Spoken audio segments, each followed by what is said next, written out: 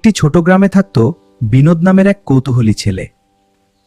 একদিন সে গ্রামের পাশের মাঠের দিকে হাঁটছিল। হঠাৎ সে মাটিতে একটি চকচকে আঁটি দেখতে পেল। বিনোদ কৌতূহল নিয়ে আঁটিটা তুলে নিল। সে আঁটিটা পড়তেই অদ্ভুত আলো জ্বলে উঠল। চারদিকে জাদুর আলো ছড়িয়ে পড়ল। হঠাৎ সে বুঝল সে অদৃশ্য হয়ে গেছে। হ্যাঁ, অদৃশ্য হয়ে গেলাম। দেখতে পাচ্ছে না।